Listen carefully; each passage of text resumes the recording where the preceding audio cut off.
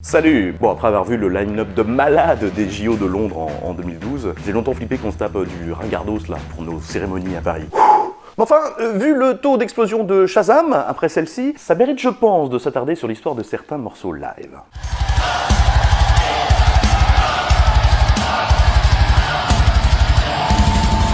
Appel à la résistance depuis Radio Londres. Mais aussi une ref du collectif hip-hop Cabal pour dénoncer des lois racistes, ou encore prétexte pour marteler l'époque du jeu Assassin's Creed Unity, auquel la cérémonie rendait aussi hommage. C'est vrai que c'était une vraie révolution française de voir ce chant interprété par la chanteuse lyrique Marina Viotti et Gojira. L'auteur, c'est Ladré, un ancien soldat devenu chanteur des rues. Oui bon, le mec faisait la manche quoi. Les paroles sont inspirées par l'optimisme de Benjamin Franklin, l'homme politique américain aussi créateur du paratonnerre, et qui avait l'habitude de dire « ça ira » à chaque fois qu'on lui demandait des news de la guerre d'indépendance américaine. Le tout a été plaqué sur la mélodie du Carillon national, un air populaire que la reine Marie-Antoinette aimait jouer sur son clavecin.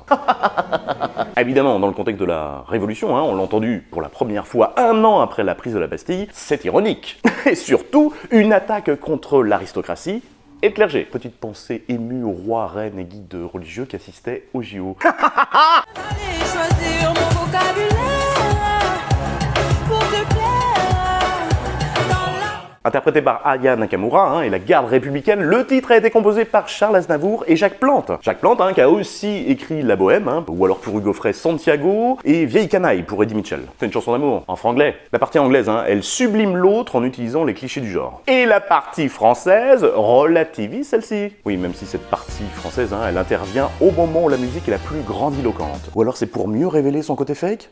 Bah oui, parce que en plus des jeux de mots, c'est le vrai message du morceau. Si les mots anglais du chanteur sont superficiels, est-ce que sa relation l'est aussi? C'est ce qu'on appelle l'ironie à la française.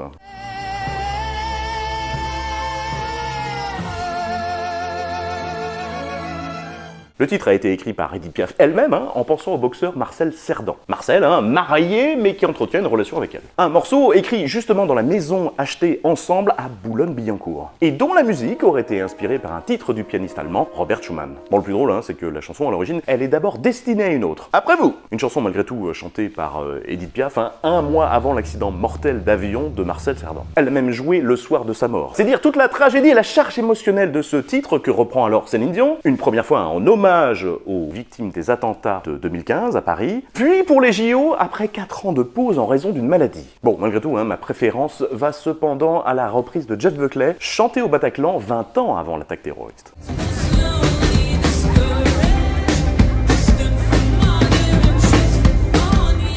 Alors là, pour le coup, c'est pas une reprise.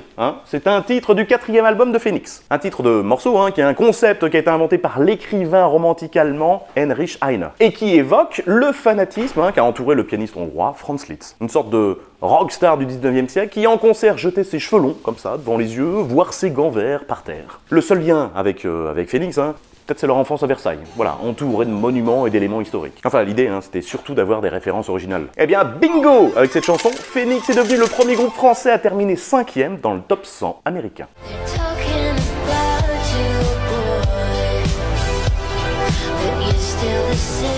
Sur le morceau d'origine de Kavinsky, de son vrai nom Vincent Bellorget, il y a déjà un gros casting. Guy Mann, des Daft Punk, Sébastien Tellier et la chanteuse de CSS au chant. Un titre inspiré par des films des années 80, notamment ceux de zombies, d'où le personnage de Kavinsky. Et un titre dont la renommée s'est faite 1 an après la sortie du single, grâce à son intégration dans la BO du film Drive. Si l'interprétation en femme fatale d'Angèle est parfaite, jetez malgré tout une oreille à la version de London Grammar. Des contre-pieds.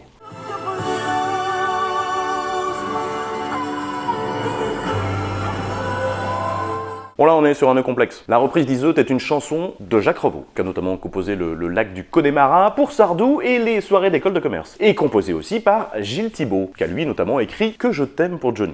Mais Claude François? Eh bien Claude François lui n'a modifié que quelques notes du refrain et ainsi obtenu un crédit de co-auteur. Or, si le texte en français parle du désamour d'un couple, l'adaptation de Paul Anka en anglais est destinée à Frank Sinatra, eh bien c'est la réflexion d'un homme mourant sur sa vie et comment il l'a menée. Et c'est cette version qui compte plus de 3000 interprètes et qui a fait vendre plus d'1 milliard de disques. Oui, soit l'un des plus importants générateurs de revenus pour la SACEM. Et le pire, c'est que Sinatra pouvait pas la blairer. Oui, il trouvait les paroles égoïste. Il y a d'ailleurs une explication scientifique, hein. Oui, sur la réaction émotionnelle générée à l'écoute de cette chanson. Parce qu'honnêtement, hein, ça trade en anglaise, il y a des rimes assez ridicules et des paroles qui sont pas fifou. Le succès du morceau s'explique grâce à sa progression mélodique. C'est pour ça aussi que c'est le titre le plus réclamé lors des funérailles. Et allumer le feu alors. Un morceau plutôt mal vu hein, dans les karaokés philippins. Vu la bravade des paroles, ça finit souvent en bagarre, hein, quitte à être régulièrement interdit des playlists. Mais c'est aussi un des morceaux préférés de Trump et Milosevic.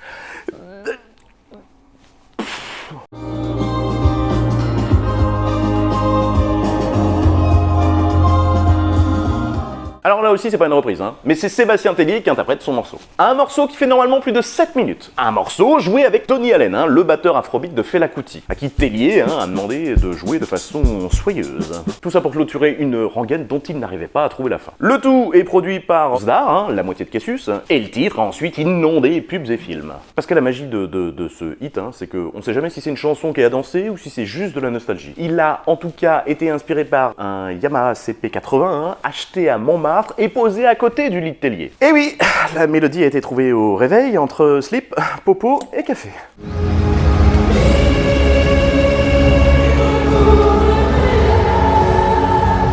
Chanté par Santa, hein, eh bien, ce titre a été composé par David Hallyday et écrit par Lionel Florence. Lionel, notamment co-signataire de plusieurs grosses comédies musicales françaises. Et alors c'est vrai qu'à la réécoute, on sent une influence dans l'emphase. Ce texte questionne en tout cas la vie en mettant comme priorité l'amour. L'année suivante, Lionel Florence recyclera le thème pour l'envie d'aimer dans les 11 commandements, sans vraiment se fouler sur le vocabulaire. Ah, et puis on répète bien les mêmes phrases, hein.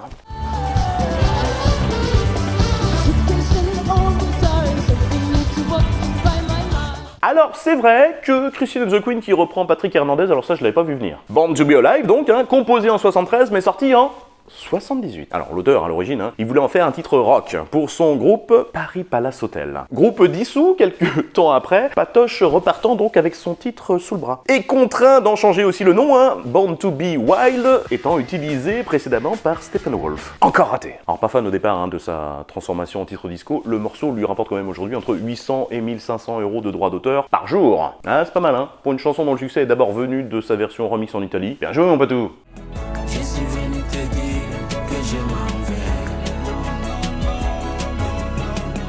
Serge Gainsbourg, hein, donc, hein, interprété par les Maliens Amadou et Mariam. Alors, évidemment, hein, le live est assez pratique hein, pour dire au revoir à la cérémonie paralympique. La chanson, elle, a été écrite peu après l'hospitalisation de Gainsbourg après une crise cardiaque. Donc, c'est loin d'être une simple astuce. Hein. C'est vraiment un morceau testament qui n'a longtemps été d'ailleurs qu'un succès d'estime. Hein. Avec des paroles qui font référence, jusqu'à même le citer, au poème Chanson d'automne de Paul Verlaine. Petit quiproquo cependant, hein. Si ce sont bien les larmes de Jane Birkin sur le morceau original, oui, parce qu'il est alors en couple avec elle, le titre est en réalité adressé à sa seconde épouse et mère de ses premiers enfants. Y a pas de quoi. Voilà, dites-moi en commentaire quel live hein, vous avez aimé ou détesté de ces cérémonies. Merci à celles et à ceux hein, qui me soutiennent en faisant la promotion de cette vidéo, en s'abonnant ou via un pourboire sur le réseau, ou les trois. Et à très vite.